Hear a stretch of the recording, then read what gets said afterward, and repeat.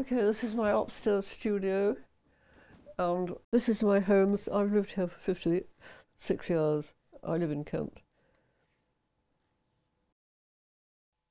This one is a painting made from a painting, and this one is a painting made from my own context, very much more personal.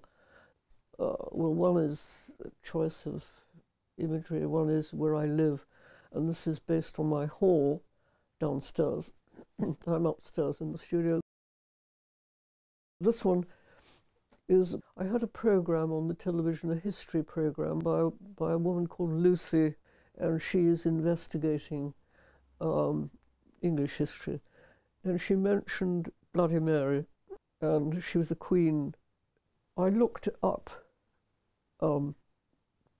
Bloody Mary on my computer. I came across this picture of the marriage. It was a marriage painting. And it was her, Mary, and her new husband, Philip of Spain. And the thing about it was, I mean, there were lots of these pictures, but this particular one had Philip. Philip had most extraordinary legs. The painting was out of proportion. The head and the body were quite big, and the legs were, he had white stockings on, quite white legs and white shoes, and his legs were very small. And that's, I was fascinated by the apparently lack of proportion of this museum painting. It was dark and it had a window. It was quite stark, but it was more Philip that triggered the painting. But Mary had this Tudor hairdress, which I've often been intrigued by it. I've drawn it before, but it often doesn't come out very well when you paint it. And I've had quite a bit of trouble painting this particular version of Mary, which at the moment, this painting is in progress. It could be finished. It isn't necessarily finished. I could add, in fact, in the original painting, there are two little dogs. So I've said it's not finished, but I could add the dogs. The newspaper comes in through the front door. I don't have to order it. It just arrives, and I like stuff that just happens. I've said I bring the newspaper up here, I wipe my brushes on it, I wipe the canvas with scrumpled up newspaper, but it's got purpose. I've heard artists say that hard concrete floors in their studios makes their back ache. Mm. This builds up and it gets slightly soft, and I find it comfortable in a way because it's not like every other room in the house. I mean, you're not going to have your bathroom like this, but your studio can certainly be like this. And I can look at images in the newspaper, I can wipe my brushes, I can throw them over here. I find it all convenient. The inspiration for this one was Philip's little legs, and the inspiration for this one was, let's have a change of colour, yellow, pale yellow. What would look good on pale yellow, very dark red? And that's how it started. So I put the pale yellow on, and I started to work with alizarin crimson. The hall, yes, the hall. I've lived in this house for a long time. The hall has sort of got quite an interesting space. I was sitting near the fire, and the bricks around the fire are on the right-hand side. That's the beginning of the fireplace, and the beam that goes over the fire is embedded in the bricks. And from sitting looking at that, I could just see the front door, I could see the window. So that bottom chunk of yellow is further back spatially, and the top horizontal lump of yellow is the ceiling of the hall coming over my head, so that I can get bigger. Also, I sometimes paint 2 on this wall and 2 paintings on that wall, and then they come together as 4 canvases when it comes to hanging them in a gallery or museum or house, wherever it's going. So that it's a kind of restriction, but it's also open to being broken at any point. I can change it, I can add to it, and add more bits. So that they are in flux. There's a kind of flexibility to the whole, because they're not stretched before I start. It allows for flexibility, which I think is nice. I never this idea of starting with a preconceived, shape. I don't find that particularly conducive to how I work. I like the work to get bigger if it needs to. I've never actually cut one down, but I could do that as well. Actually, I like these 2 paintings together. I didn't intend them to be together. I had absolutely no intention. They fit very well on the wall. That's the first thing, which is quite unrehearsed. Because this painting the yellow painting is slightly bigger because I added 16 inches to it, which, if you see the paintings as a trip, as a diptych, this extra strip sits very nicely in the middle, and there are 2 bits each side. But they are so different, they're so tonally different, that they shouldn't go together. But in fact, I think, in a funny way, they do go together. But the yellow background on this right-hand painting is the same colour as the writing Mary and Philip. I like writing. I like the look of text and image going together. I do like the combination of text and image, and oddly, this one hasn't got writing on it. I often stick a bit of canvas on the bottom or the side and add writing, but I have resisted it on that one. I don't know why. There's no reason. There's often no reason for anything. Writing is not about information. Here, the fact that it is actually, that's Philip on the left, Mary is on the right. It doesn't matter. I don't think you need to read the text, but it's the combination of text and image that I find, I don't know, I find it helps. I find writing can often help the painting. The drawing comes first. I do a lot of drawing, and you pick a drawing.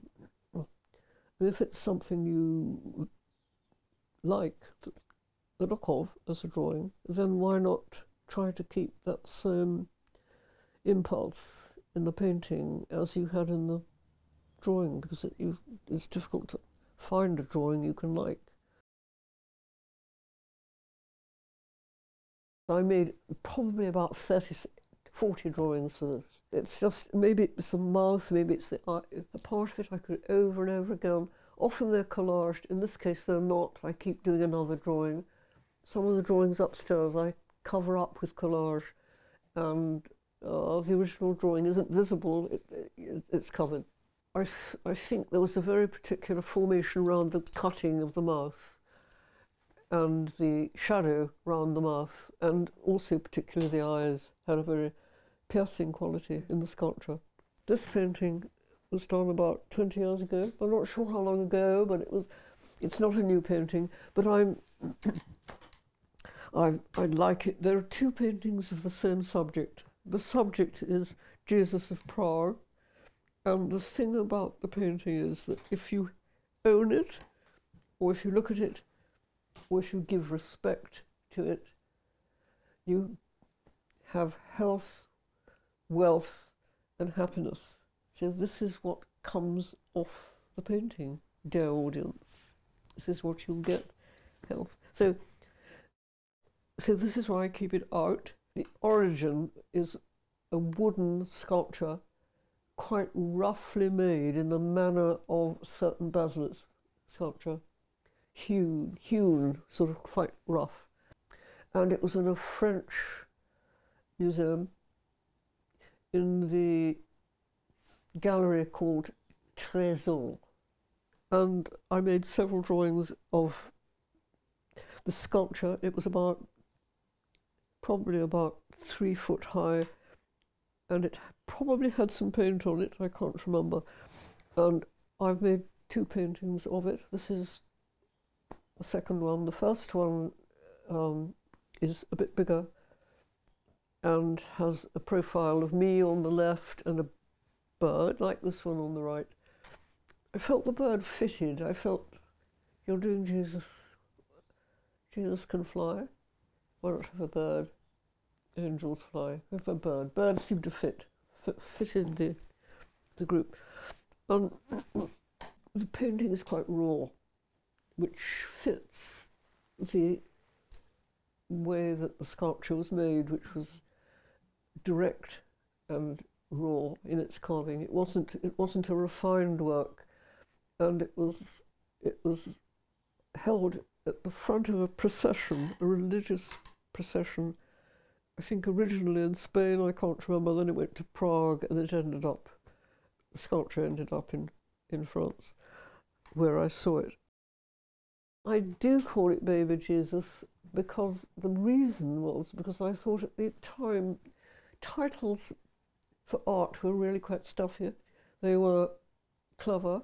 They referred to classical literature or time, wouldn't matter, or the manner that the painting was done. And I thought the word baby and Jesus would annoy and irritate many of the, at that time, men were very much embedded in the curatorial and power complex of art.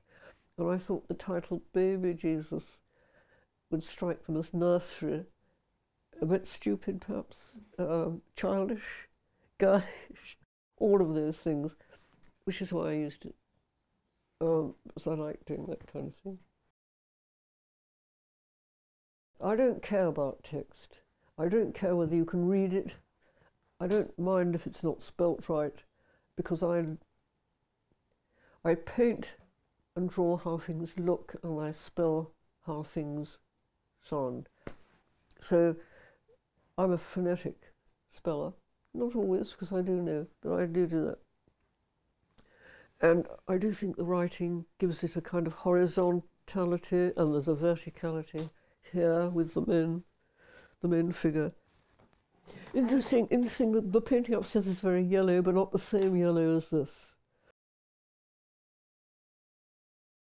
I size it in here on the floor with a broom and rabbit skin glue.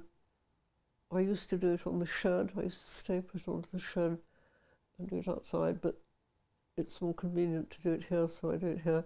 And then, yes, it hangs loose upstairs, which means I can add to it at any point. I can add in the middle, the top, the sides, or the bottom. I'm not restricted by the size you start with. And so this would have been loose upstairs when I painted it. And then my assistant sticks strips. There are some there. She sticks a strip on the edge all the way around. So you lose, none of what's upstairs is lost when it's stretched. And also you get a good edge. In those days, I was a bit more careless, and you can see that I've missed my right angle at the bottom, but that doesn't matter because you've got a strip, and when you stretch it, you simply get, you get a viewing, a sight. Oh, it's a butterfly. You get an slightly off centre, which I like. This does not worry me. It's part of, in fact, it shows my process of working, that the stretching came afterwards, which I like too.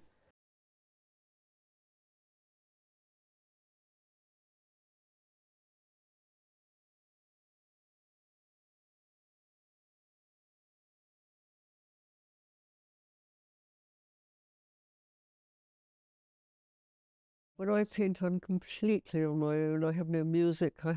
There's traffic on the road outside, but I don't hear it. I don't often bother to answer the phone. Why should I?